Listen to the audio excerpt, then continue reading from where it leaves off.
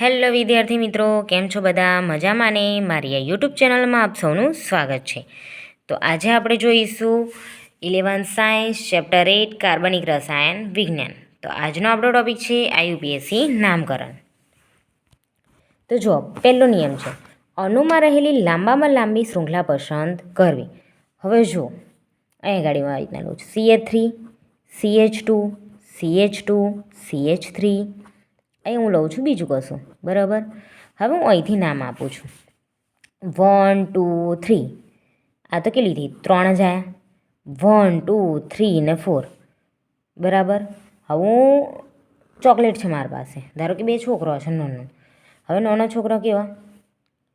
હવે 2 ડીશમાં છે, એકમાં 3 જ ચોકલેટ છે ને એકમાં આખી 5-6 ચોકલેટ છે. તો નાનું છોકરું કોઈ પસંદ કરશે? આ કરે કે આ કરે? જે વધારે હોય એ જ કરે ને. તો હવે આ ડીશ પસંદ કરશે, બરાબર. એમ જ તો આમાં તો 3 જ આવે, તેઓ આ સ્થાન લે નહીં. કયું લેશે? આખું 4 વાળું લેશે. તો આપણે કઈ ગણશે? આ 4 વાળાને, બરાબર. બીજો નિયમ, જનક શૃંખલામાં કાર્બન પરમાણુને ક્રમ આપવા માટે એવો છેડો પસંદ કરો કે જેથી શાખિત કાર્બન પરમાણુ ન્યૂનતમ આંક મળે. જો ન્યૂનતમ, હવે જો આ CH3 CH CH3 CH2 CH2 CH CH2 CH3 CH CH 1 2 3 4 1 2 3 4 પછી CH3, બરાબર. હવે જો શું કીધું છે? એવી શાખા પસંદ કરવાની જેથી નજીક હોય ક્રમ. જો હું અહીં આપું 1 2 3 4 5 6 7 ને 8. હવે હું જો અહીંથી આપું તો આ બીજા સ્થાન પર જ દેખો લટકેલું છે. પછી અહીંયા જો અહીંથી હું આપો તો 1 2 3 ને 4, આ તો ચોથા સ્થાન પર લટકેલું છે. તો નજીક કયું પડે? મારી બાજુ બે રસ્તા છે, મારે ઘેર જવા માટેના 2 રસ્તા છે, બરાબર. અહીંયાથી હું જોઉં તો મને એક જ સ્ટોપ અને આ બીજા સ્ટોપ પર તો મારું ઘર આવી જાય, બરાબર. અહીંયાથી જઈશ આ રોડ પરથી તો 1 2 3 4 ને 5, 5મા સ્ટેજે મારું ઘર આવે. તો હું કઈથી વધારે પસંદ કરીશ? જઈથી નજીક પડે ત્યાંથી જ કરું ને.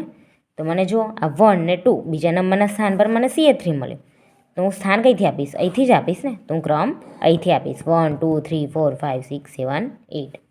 હવે ત્રીજો, મૂળ આલ્કેનના નામમાં શાખા તરીકે જોડાયેલા આલ્કાઇલ સમૂહના નામ પૂર્વક તરીકે જોડવામાં આવે છે તથા વિસ્થાપક સમૂહોને યોગ્ય ક્રમ આપવામાં આવે છે. જુદા જુદા આલ્કાઇલ સમૂહોના નામોને અંગ્રેજી મૂળાક્ષરના ક્રમમાં લખવામાં આવે છે. હવે જો એને આવી રીતના લખાય અંગ્રેજી મૂળાક્ષરમાં, એટલે કે દેખો CH3 CH CH3 CH2 CH2 CH2 CH CH2 CH3 CH2 CH2 CH3, બરાબર.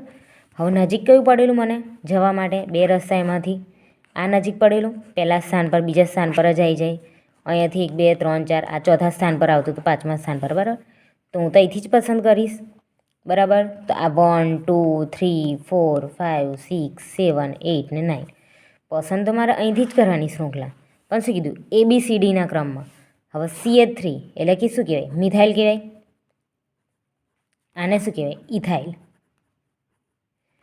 તો આ ઈ પહેલાં આવે ને કક્કામાં, એમ આ ઈ ઉ રૂ એ ઐ ઓ ઔ અમ અ, બરાબર. સ્વર આવે પહેલાં, પછી શું આવે? વ્યંજન આવે. તો ક ખ ગ ગ ચ છ જ ઝ ટ ઠ ડ ઢ અન પ ફ બ ભ મ. મ તો ક્યારે આવે? આ ઇથાઇલ તો સ્વરમાં પહેલાં આવી જાય, મ તો પછી આવે. ભલે સ્થાન આપણે અહીંથી આપીએ છીએ પણ લખવાનું કઈથી? જઈથી પહેલું આવે ને ત્યાંથી. ABCDનો ક્રમ જઈથી પહેલો આવે ને ત્યાંથી લખવાનો. તો આ તો સ્વર છે, તો વ્યંજન કરતાં તો પહેલાં સ્વરને જ મળે ને, બરાબર. વ્યંજન કરતાં પહેલાં કોને મળે? સ્વરને મળે. હવે આપણે શું કહેવાય? કયું ઉદાહરણ આપો બીજું? જો હા અહીં આવે જો, બરાબર. હવે બીજું તો અહીંયા શું છે? મિથાઇલ સમૂહ, અહીંયા ઇથાઇલ સમૂહ. તો હું સ્થાન કોને આપીશ? પહેલાં ઇથાઇલ લખીશ. શું લખીશ? ઇથાઇલ. તો જો ઇથાઇલ કયા પર છે? આ પહેલું, બીજું, ત્રીજું, ચોથું, પાંચમું અને છઠ્ઠું. છઠ્ઠા પર ઇથાઇલ છે તો 6 ઇથાઇલ, 2 મિથાઇલ, કેટલા કાર્બન છે? 9. એટલે શું કહે? નોનેન. આપણે આગળ લખાઈ દીધું 6 ઇથાઇલ, 2 મિથાઇલ, નોનેન. શું લખાય? નોનેન. બરાબર. હવે ઓકે, આટલું. પછી બીજું ગાલે જેથી નજીક પડે શૃંખલામાં ત્યાંથી નામ આપવાનું. પછી ABCDના નામ પ્રમાણે ABCDના ક્રમ પ્રમાણે કોનું પહેલું આવે એને સ્થાન આપવાનું. પણ નંબર તો જય હોય ત્યાંથી ત્યાંનો ત્યાં. છઠ્ઠા પર છે તો છઠ્ઠા પરનો છઠ્ઠા પર. પછી ABCDમાં જે આવી ગયું પછી એની પછી જે આવે એને આપવાનું. બરાબર. ઓકે, જોઈ લો.